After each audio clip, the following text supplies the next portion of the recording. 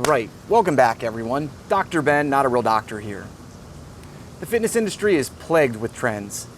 The most recent one that's kind of circulating around is that stretching doesn't work. Is there validity to this statement, or is it just clickbait to get your attention?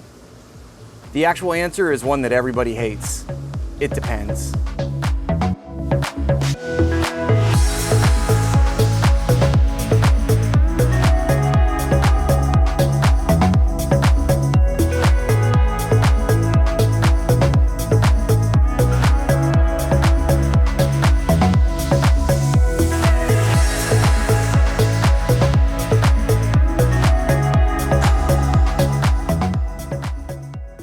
I see it all over the internet headlines.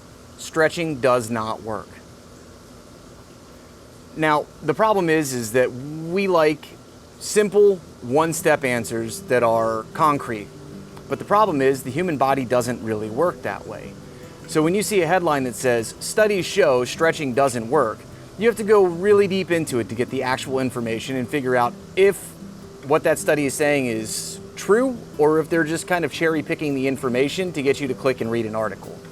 The reason stretching is more complicated than just yes or no is because it depends on a lot of factors. For example, if you spend 10 hours a day sitting, you're probably going to have tight hip flexors.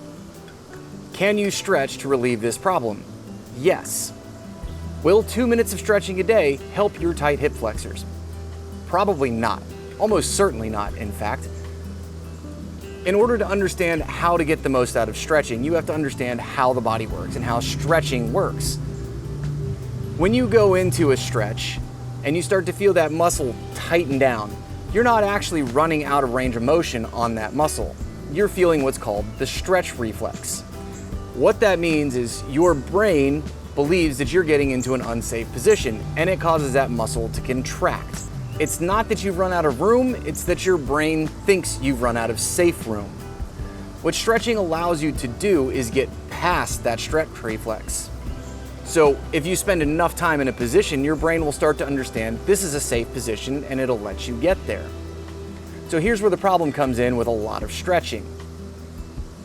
It takes at least 90 seconds to override that stretch reflex and improve your range of motion. That's at least 90 seconds in the stretch. Longer is better. Now your brain knows that it can safely get into that position. Here's the major problem. If you don't do something to let your brain learn how to use that range of motion, your brain's going to reset and go back to thinking it's unsafe. So even though you're stretching, you're not going to have use of that range of motion without stretching. This increased range of motion is a double-edged sword. You can do some light movement and let your brain learn how to stabilize in that position and make it a more permanent part of your range of motion. Or you can do what everybody advises you not to do, stretch a whole bunch and then go work out really intensely.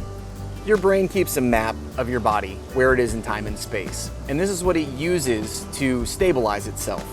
When you stretch and you increase your range of motion, but you don't do movement to help your brain learn the new range of motion, now your brain's working with an outdated map.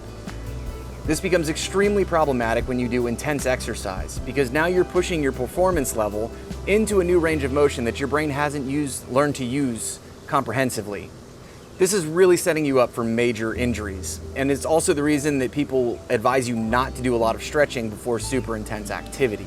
You can use stretching effectively to increase your range of motion, but like I said earlier, let's wrap this all up in a nutshell.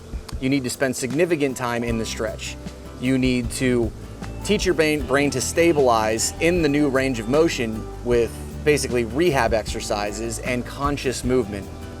This will reprogram your map and allow you to make that new range of motion a bigger part of your permanent range of motion.